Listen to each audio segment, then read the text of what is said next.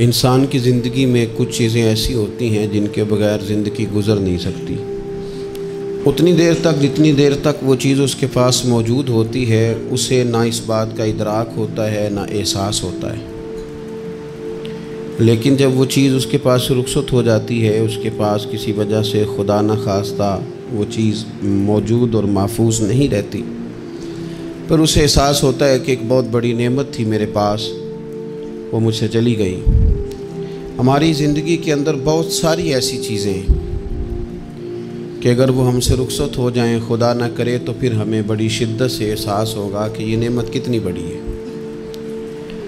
آپ قوس و قزح کے رنگ دیکھتے ہیں، دھوپ اور چھاؤں میں لوگوں کے چہروں کو ملاحظہ کرتے ہیں، آپ اپنے بچوں کو محبت کی نظر سے دیکھ کر دل کو ٹھنڈا کرتے ہیں، آپ اپنے ماں باپ کو محبت کی نظر سے دیکھ کر کامل حج کا ثواب حاصل کرتے ہیں، قرآن مجید کی زیارت کر کے آپ اپنے دل میں بہت سارا سرور محسوس کرتے ہیں، لیکن یہ ساری نعمتیں اتنی دیر تک آپ کے پاس ہیں جب تک آپ کے پاس آنکھ کی نعمت موجود ہے۔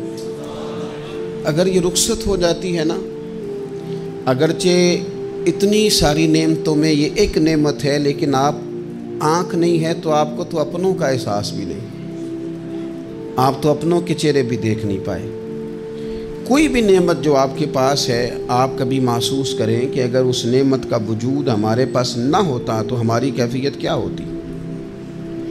یہ سانس ہے،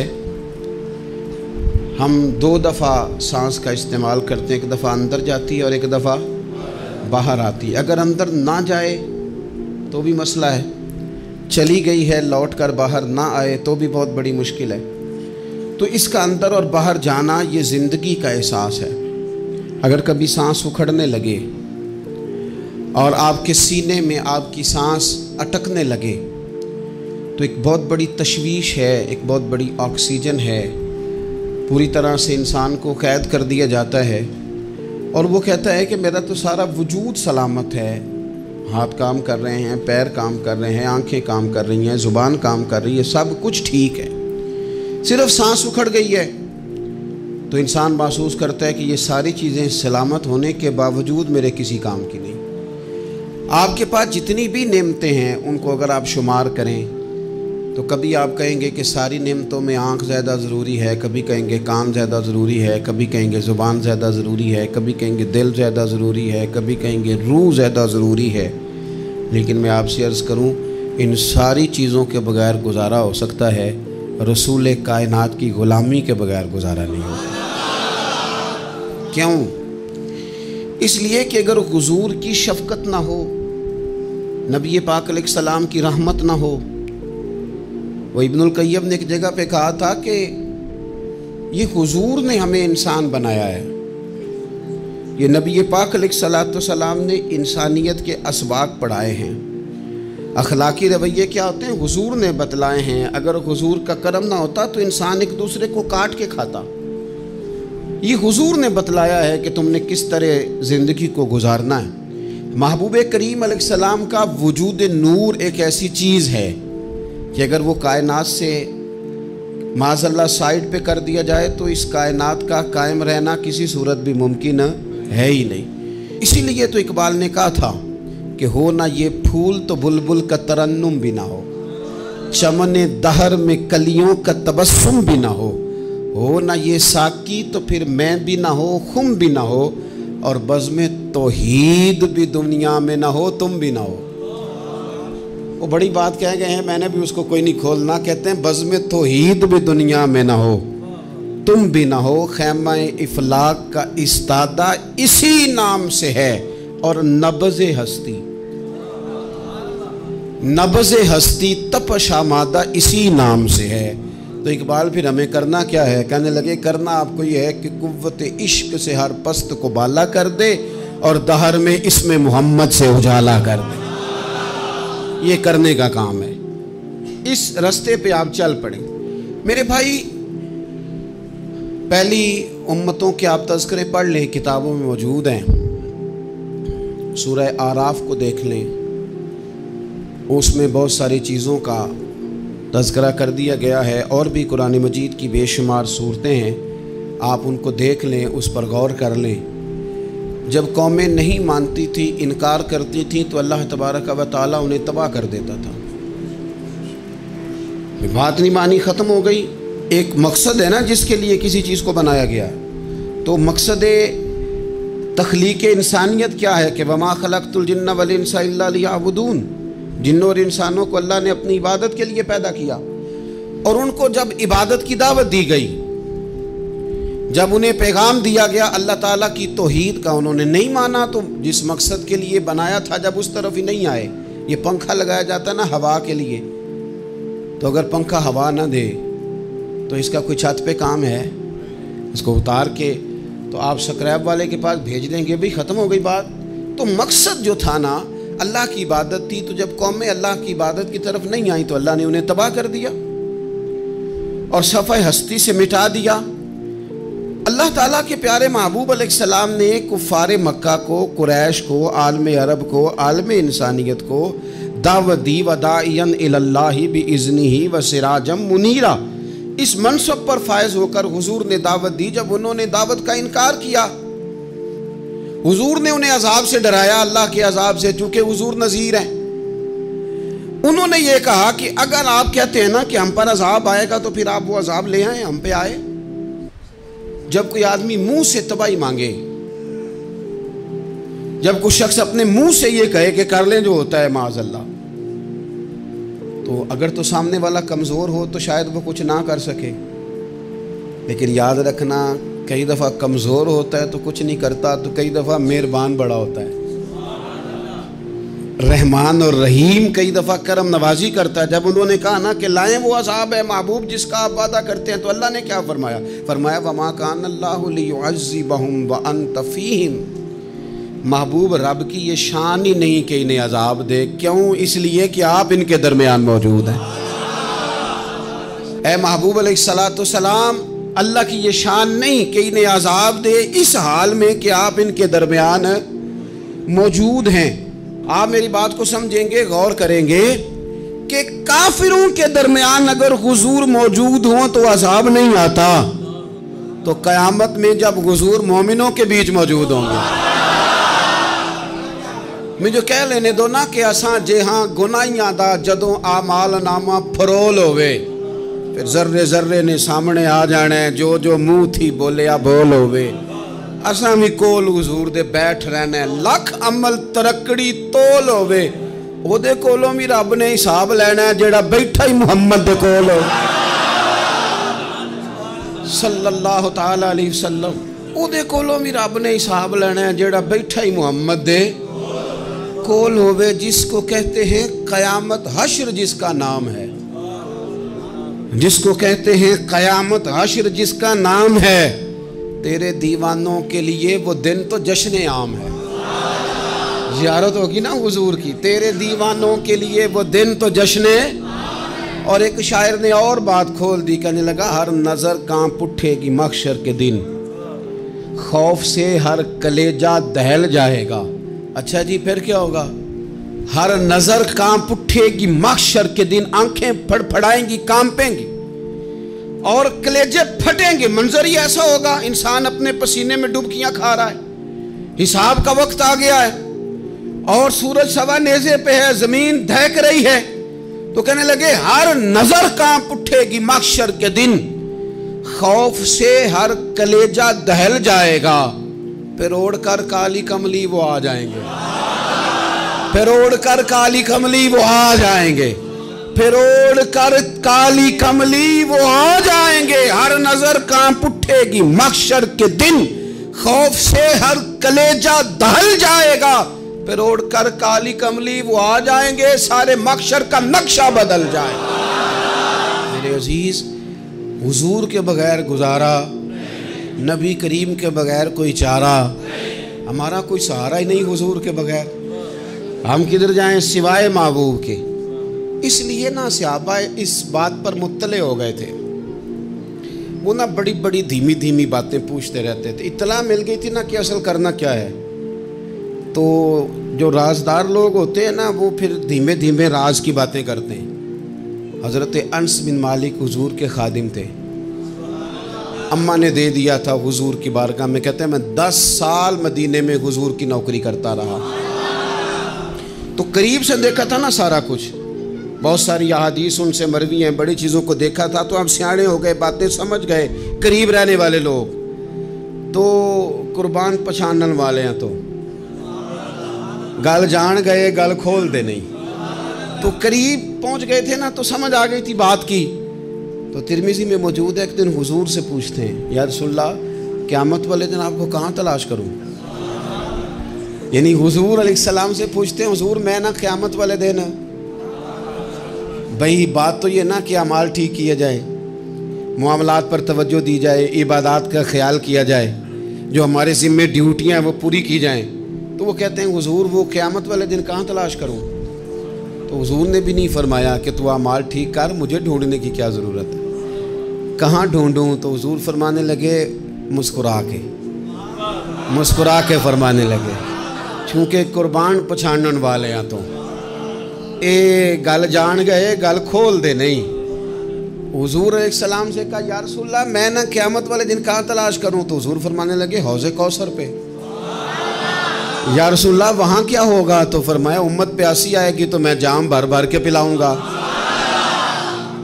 میں جام بھر بھر کے پلاؤں گا، ایسا کہ تیری خیر تیرے میں کدے کی خیر، ایسی پلا کہ جس کا نشہ عمر بھر رہے۔ اور ایک نے کہا تھا کہ طیبہ سے منگائی جاتی ہے، سینوں میں رچائی جاتی ہے، توحید کی میں پیالوں سے نہیں نظروں سے پلائی جاتی ہے۔ حضور صلی اللہ علیہ وسلم نے فرمایا حوض کوثر پہ بھی جام پلائیں گے؟ سیانے بڑے تھے حضرت انس اور بھلا ہمارا کر رہے تھے، یہ حضور سے پوچھ کے نا تو ہمیں ایڈریس بتا رہے ہیں، کیونکہ حدیث روایت کر دی نا تو ہمیں ایڈریس سمجھا دیے، پتے بتا دیے کہاں پہنچنا ہے، ساری جگہ سمجھا دی۔ چلیں جدید دور آ گیا ہے، انہوں نے لوکیشن بتا دی کہاں کر کے نا کس جگہ جا کے سٹاپ کرنا ہے کام۔ یا رسول اللہ وہاں ملاقات نہ ہوئی تو حضور نے فرمایا پھر پل صراط پہ آنا۔ یا رسول اللہ وہاں کیا ہوگا؟ فرمایا امت گزر رہی ہوگی اور میں دعائیں مانگ رہا ہوں گا، رب سلم امتی رب سلم امتی، یا اللہ میری امت کو سلامتی سے گزار دے، تو وہاں آ جانا، میں دعائیں وہاں مل جاؤں گا، قربان جائیں۔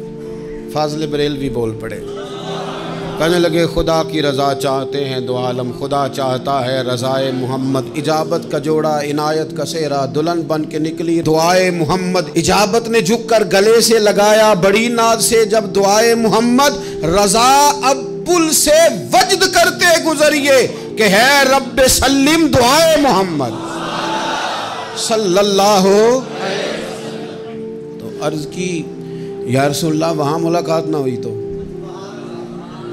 میں نے کہا وہ ہمیں لوکیشن سمجھا رہے تھے، انہیں تو پتا تھا پہلے ہی، ایک قربان پچھانن والے ہیں، تو ایک گل جان گئے گل کھول دے نہیں، تو وہاں نہ ملاقات ہوئی تو حضور نے فرمایا پھر میزان عمل پہ آنا۔ یا رسول اللہ وہاں کیا ہوگا؟ فرمایا امت کے عمل تول رہے ہوں گے اور میں ان کے لیے دعائیں کر رہا ہوں گا۔ میں نہیں جا سکا کبھی بچوں کے ساتھ پیپر دلوانے، استاد کو اجازت نہیں دیتے، کہتے ایگزامینر اور آئے گا کوئی، جس نے پڑھایا ہو اسے اجازت نہیں کہ تو جا۔ ابا جی کو اجازت نہیں ہوتی کہ وہ ایگزامینیشن ہال میں جائے، وہاں تو کوئی اور لوگ آتے ہیں۔ یہ بھی عجیب سبق ہے نا کائنات کا کہ سارے تعلیم و تربیت کے اسباق بھی حضور پڑھائیں، رنگ بھی سارا حضور ہی بتائیں، اور قبر کے سوالات بھی سارے ہمیں حضور بتا دیں، اور جب پیپر ہونے لگے تو سرانے بھی کھڑے ہو جائیں، تو پھر کہہ لینا ایک دفعہ پھر کہ وہ دے کولوں کی رب نے حساب لینا، جیڑا بیٹھا ہی محمد دے کولوں، وہ دے کولوں کی رب نے حساب لینا۔ میرے عزیز ہمارا گزارا نہیں حضور کے بغیر۔ لوگ اصل میں نا ہمارا مسئلہ نہیں سمجھتے، ہمارا مسئلہ کچھ اور ہے۔ لوگ ہمیں نا بلا وجہ پریشان کرتے ہیں، کبھی جھنڈے سے، کبھی ڈنڈے سے، کبھی جھنڈی سے، کبھی کسی شے سے، کبھی کسی شے سے، کبھی کہتے ہیں وہ نعت اونچی پڑھ لی، کبھی کہتے ہیں سلام اونچا پڑھ لیا، کبھی کہتے ہیں وہ جھنڈیاں لگا دیں۔ میں نے کہا آپ کی بات بھی ٹھیک ہے پر ہمارا مسئلہ تو سمجھو نا، ہمارا گزارا نہیں نا بھائی۔ جو کسے دا عاشق ہوئے وہ گالو سے دی 100 مکر بہانے کر کے میں پوچھے ہے میاں صاحب نو مزار تے جا کے کہ مکر کرنے ٹھیک نے؟ تساں آکھیا نا مکر کردا ہے تے حضور ٹھیک نے؟ تے مینوں لگدا ہے کہ پولا جان دے سے پے کہ سونا راضی کرنا ہوئے تے موڑ ٹھیک نے۔ حضور نے ایک دن کہا تھا، حضرت ابو سعید خدری نے کہا یا رسول اللہ آپ قرآن پاک کی تلاوت کر رہے تھے، قرآن پاک بڑا سونا پڑھتے تھے نا؟ تو نبی کریم نے سن لیا، اب کیا کریں دلیل دیں گے تو بات مضبوط ہو جائے گی۔ حضور نے سن لیا تو بعد میں فرمایا ابو سعید تو بڑا سونا قرآن پڑھتا ہے، رب کے علاوہ کسی کو دکھا کے عبادت کرنی جائز ہے؟ حضرت ابو سعید خدری کہنے لگے سن رہے ہیں، مجھے پتہ نہیں تھا آپ سن رہے ہیں، ورنہ میں نے تو اور بنا کے پڑھنا تھا۔ اب تو مان جاؤ نا، جو کسی دا عاشق ہوئے گل اسے دی کرد ہے 100 مکر بہانے کر کے، 100 مکر بہانے کر کے او دے ہی مرنے مرد ہے۔ میرے عزیز ہماری مجبوری ہے، لوگ اس بات کو سمجھتے نہیں، ہماری مجبوری ہے، حضور کا میلاد ضروری ہے۔ لوگ سمجھتے نہیں بات کو، اس لیے بلا وجہ رٹا ڈال کے بیٹھتے ہیں۔ بھئی ہم نے تو کوئی رٹا ڈالنا نہیں، نہ سیاست کا، نہ دولت کا، نہ اقتدار کا، نہ کسی اور چیز کا۔ سیاست دے جھگڑے اساں چھوڑ دیتے، ایتھے محبت دا جھگڑا ہے، یہ چھڑا کوئی نہیں سکتا۔ تو میرے عزیز ہمارا حضور کے بغیر گزارا، اور نبی پاک علیہ السلام کے بارے میں رب فرماتا ہے وَلَسَوْفَ يُعْطِيكَ رَبُّكَ فَتَرْضَىٰ، محبوب میں آپ کو اتنا دوں گا کہ آپ اپنے رب سے راضی ہو جائیں گے۔ کیا کروں میں؟ اب یہ آیت اتنی شاندار ہے۔ حضرت امام زین العابدین رضی اللہ تعالیٰ عنہ سے کسی بندے نے کہا قرآن پاک میں سب سے زیادہ امید والی آیت کون سی ہے؟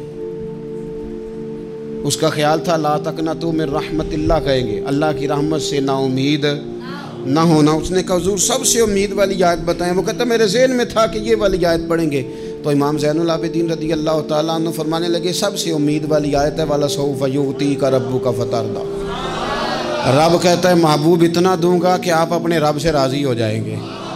آیت نازل ہو گئی تو حضور پتہ کیا فرماتے ہیں صحابہ سے؟ فرماتے ہیں رب کہتا ہے حبیب تجھے راضی کرنا ہے، اور جب تک میرے سارے غلام جنت میں گئے نہ میں نے اللہ سے راضی ہونا ہی نہیں، میں نہیں راضی ہوتا اللہ سے۔ سارے جائیں گے تو تب تو میں تو کہتا ہی رہوں گا نا قربان پچھانن والے آتا۔ او گل جان گئے پر گل کھول دے، او گل کھول دے نہیں، پتہ چل گیا بات کا۔ حضور کے بغیر گزارا، حضور کے بغیر کوئی چارہ ہی نہیں۔ اور خود حضور کیا فرماتے ہیں؟ یہ سنن ابن ماجہ ہے، میرے رسول پاک صلی اللہ تعالیٰ علیہ وسلم ارشاد فرماتے ہیں، حدیث کے راوی حضرت ابو موسیٰ اشعری رضی اللہ تعالیٰ عنہ، حضور فرماتے ہیں کہ اللہ نے مجھے اختیار دیا۔ یا رسول اللہ کس بات کا؟ فرمایا رب نے اختیار دیا میں چاہوں تو آدھی امت بغیر حساب کے جنت چلی جائے، اور میں چاہوں تو اللہ سے اختیار لے لوں کہ یا اللہ مجھے شفاعت کا حق دے، میں سفارش کرتا جاؤں اور تو انہیں معافی دیتا جائے۔ یہ مجھے اختیار دیا اللہ تعالیٰ نے۔ تو حضور کیا فرماتے ہیں؟ فرماتے ہیں وہ آدھی امت والا سودا نہیں میں نے قبول کیا، میں نے نہ شفاعت لی ہے کیونکہ یہ عام تر ہے اور یہ کفایت کرنے والی ہے، یہ عام بھی ہے اور کفایت کرنے والی بھی ہے۔ اور حضور نے یہ لفظ کہے، یہ سنن ابن ماجہ کتاب الزہد دیکھیے گا، اس میں روایت مل جائے گی۔ حضور فرماتے ہیں یاد رکھو تمہارا کیا خیال ہے کہ میری یہ شفاعت پرہیزگاروں کے لیے؟ خود جملہ استفہامیہ سے بات کرتے ہیں، تمہارا کیا خیال ہے کہ میری یہ شفاعت جو قیامت میں سفارش کروں گا تو پرہیزگاروں کی کروں گا؟ حضور فرماتے ہیں نہیں، میں قیامت میں گناہگاروں کی سفارش کروں گا، میں گناہگاروں کی سفارش کروں گا، گناہگاروں کے لیے عرض کروں گا اللہ کی بارگاہ میں۔ کچھ دن پہلے میں کہیں پڑھ رہا تھا کسی کا مضمون، اس نے تشبیہ کس طرح کی دی ہے مجھے پتہ نہیں، لیکن لکھ دی بات، کہنے لگے ایک وکیل ہوتا ہے ایک شفیع ہوتا ہے، ایک وکیل ہوتا ہے ایک، حضور وکیل نہیں ہمارے، حضور ہمارے شفیع ہیں، شفاعت کرنے والے ہیں۔ وکیل یہ کہتا ہے جج صاحب سے کہ یہ جس کا میں وکیل ہوں نا اس نے نا غلطی کوئی نہیں کی، اسے معاف کر دیں۔ وکیل یوں بحث کرتا ہے، کہتا ہے اس نے کیا ہی نہیں، جرم معاف کریں۔ اور جو شفیع ہوتا ہے نا وہ کہتا ہے مالک اس نے سارے کیے، تو میرے آنے کی لاج رکھ اور اسے معاف کر دے۔ یہ وکیل اور شفیع کا یہ فرق ہوتا ہے کہ شفیع کہتا ہے سونیا سارے کیے ہیں، بڑے بڑے پاپ کیے ہیں، پر میں جو آ گیا ہوں تو مہربانی کرنا معافی دے دے۔ میرے عزیز، حضور کے بغیر کہیں بھی گزارا نہیں ہے۔ ہم نے نا جب یہ بات سمجھ لی، اور پتہ ہے نبی کریم صلی اللہ علیہ وسلم نے آگے بڑھ کے خود بھی کئی مقامات پر اس بات کو کھول کر مختلف انداز میں بیان کیا۔ حضرت عبداللہ ابن عباس رضی اللہ تعالیٰ عنہ کی روایت آپ دیکھ لیں، یہ آپ کو مستدرک میں ملے گی۔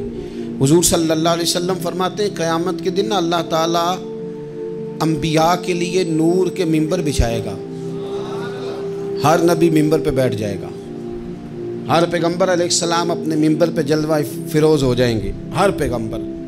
لیکن حضور فرماتے ہیں میرا ممبر خالی ہوگا۔ یا رسول اللہ صلی اللہ تعالیٰ علیہ وسلم آپ کا ممبر کیوں خالی ہوگا؟ حضور فرماتے ہیں میں ممبر چھوڑ کے رب کی بارگاہ میں کھڑا ہو جاؤں گا، اور اس ڈر سے کھڑا ہو جاؤں گا کہیں ایسا نہ ہو کہ میں جنت میں چلا جاؤں اور میری امت رہ جائے۔ میں اپنی امت کی سفارش کروں گا، رب میری امت کی سفارش قبول کرے گا۔ فرماتے ہیں میں اتنی سفارش کروں گا، اتنی سفارش کروں گا کہ جہنم کا دروغہ مجھ سے کہے گا کہ محبوب کمال ہو گئی، آپ نے تو اپنا کوئی غلام دوزخ میں رہنے نہیں دیا، سارے آپ نے نکال دیے۔ کسی شاعر نے بڑی خوب بات کی تھی، اس نے کہا تھا کہ یاد رکھو قیامت کا جو دن ہے نا، یہ قیامت کا دن دراصل ہمارا وقت ہوگا خاص، جب ہم نبی پاک صلی اللہ علیہ وسلم کی بارگاہ میں جائیں گے تو ہمیں سمجھ آ جائے گی کہ دنیا میں ہم نے کئی دوستیاں لگائی تھیں پر جھوٹی لگا بیٹھے، ایک دوستی سچی ہے جو مدینے والے کی ہے۔ وہ کہتے ہیں محمد بوٹیا جھوٹا ہی جاگ سارا، اے سچیاں مدینے والے دیاں یاریاں، سچیاں مدینے والے دیاں۔ تو نبی پاک صلی اللہ علیہ وسلم کے بغیر نہ دنیا میں گزارا ہے، نہ قبر میں گزارا ہے، نہ آخرت میں گزارا ہے۔ اب ایک سبق ہے، وہ سبق بھی آپ نے ضرور یاد کرنا ہے۔ جس شخصیت کے بغیر ہمارا گزارا نہیں، نہ قبر میں، نہ حشر میں، نہ پل صراط پہ، نہ میزان عمل میں، نہ حوض کوثر پہ، تو ہمارا ان کے بغیر دنیا داری میں گزارا کیسے ہو جاتا ہے؟ ہمارا تجارت بھی حضور سے سیکھیں، گھرداری بھی حضور سے سیکھیں، شادی بیاہ کے طریقے بھی حضور سے سیکھیں۔ جب گزارا نہیں حضور کے بغیر تو پھر زندگی کے سارے سلیقے حضور سے سیکھیں۔ پھر ادھر ادھر جانے کی ضرورت ہے، حضور کی سیرت کو پڑھیں، سوانے کو پڑھیں، حیات مبارکہ کا مطالعہ کریں۔ یہ جو ہم میلاد کا جلوس لے کے نکلتے ہیں نا، جب ہم نے نا بہت ساری چیزوں کو سطحی سا سمجھ لیتے ہیں معاذ اللہ بعض اوقات۔ یہ جب ہم میدان میں نکلتے ہیں نا، میلاد کے جلوس میں حضور کے نام کا نعرہ لگاتے ہیں، تو ہم نہ للکارتے ہیں اس نظام کو جو نظام حضور سے پہلے تھا۔ امیر غریب کی تقسیم تھی، ذات برادری کی تقسیم تھی، چھوٹے بڑے کی تقسیم تھی، گورے کالے کی تقسیم تھی۔ ہم جب میدان میں نکل کے نعرہ لگاتے ہیں تو ہم اس نظام کو للکارتے ہیں، ہم کہتے ہیں وہ نظام نہیں چلے گا، اب حضور کا میلاد ہو گیا ہے۔ اب نظام وہ ہے کہ جس پلیٹ میں ابو بکر صدیق کھانا کھائیں گے اسی میں بلال حبشی بھی کھائیں گے۔ اب نظام وہ ہے کہ اگر غریب آدمی جرم کرے گا تو سزا ملے گی، تو اگر گورنر کا بیٹا جرم کرے گا تو سزا اسے بھی ملے گی۔ اب حضور کا نظام آ گیا، ہم اس نظام کی طرف بڑھتے ہیں۔ اپنے آپ کو حضور کے قدموں کی طرف مائل کریں۔ میلاد صرف 1 سے 12 ربیع الاول تک نہیں، میلاد سارا سال ہے، ذکر میلاد سارا سال ہے، میلاد کی محفل سارا، اور میلاد صرف مسجد میں نہیں، گھر میں بھی ذکر میلاد، دکان میں بھی ذکر میلاد۔ ذکر میلاد سے مراد حضور کی تعریفیں، نبی پاک کی شانیں، حضور کی باتیں، آ میرے دل آمنہ کے لال کی باتیں کریں، چہرہ والشمس کے اجلال کی باتیں کریں، اپنی طبیعتیں حضور کے ساتھ لگائیں، اپنے آپ کو حضور کے قدموں سے وابستہ کریں اور عشق کریں نبی پاک سے۔